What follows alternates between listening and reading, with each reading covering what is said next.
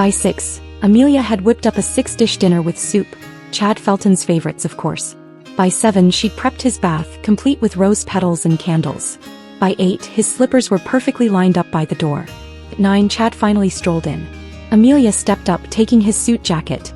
"Eat first or bathe?" she asked, setting the slippers in front of him and hanging the jacket. "Bathe," he muttered, eyes glued to his phone. 30 minutes later he came out in his robe, towel in hand. Amelia passed him his pajamas without a word and rushed to reheat the dinner she'd kept waiting.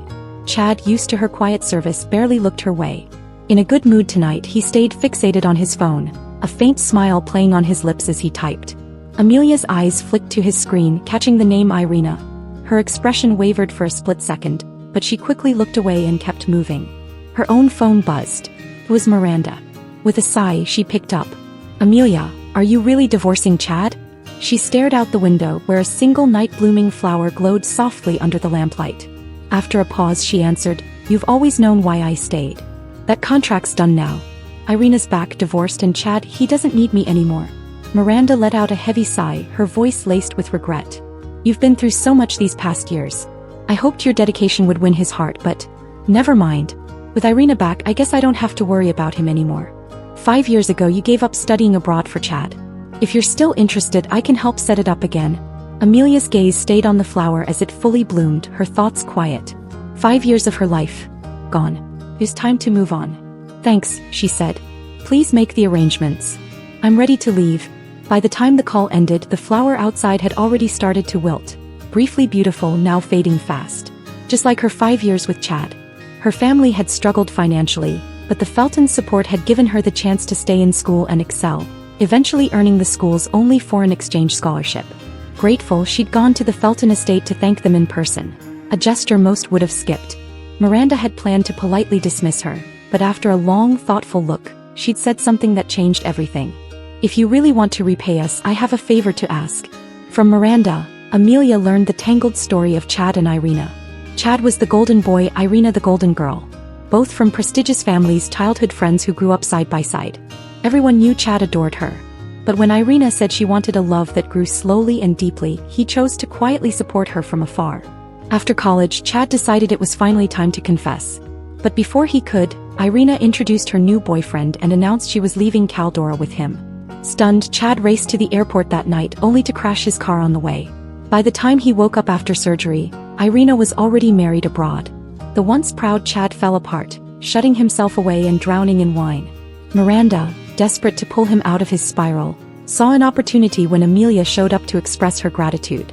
She asked Amelia for a favor: help Chad move on. In exchange for the Feltons' continued support, Amelia gave up her chance to study abroad and signed a 5-year contract with Miranda. At a formal event, Amelia staged a meeting with Chad, acting as though she'd fallen for him at first sight.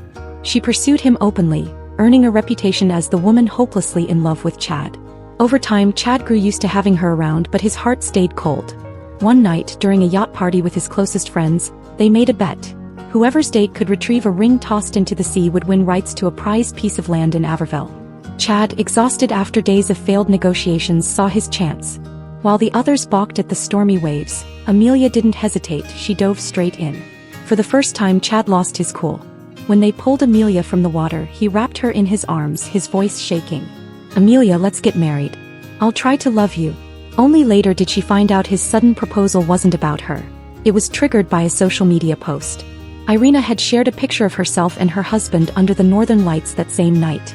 Still, Amelia stuck to her role, determined to see the contract through. She cooked his favorite meals, ran the house like clockwork, and even spent 6 months planning a trip to a mountaintop where they could watch shooting stars, fulfilling his unfulfilled childhood birthday wish. He never showed up. Chad had been with Irina that night. By then, Irina's marriage was falling apart, and Chad began flying out weekly to deliver secret gifts to cheer her up, never once telling her they were from him. When Irina moved back to Caldora, Chad couldn't stay away. Racing to see her, he drove recklessly and crashed his car. Amelia stayed by his side through 3 sleepless days, only to hear him call Irina's name over and over, 999 times in his unconscious state. That was the moment she knew she'd never be able to replace Irina in his heart. Now, with the contract ending and Irina divorced and back in Caldora, Chad had everything he wanted. It was time for Amelia to walk away. From here they could both start over.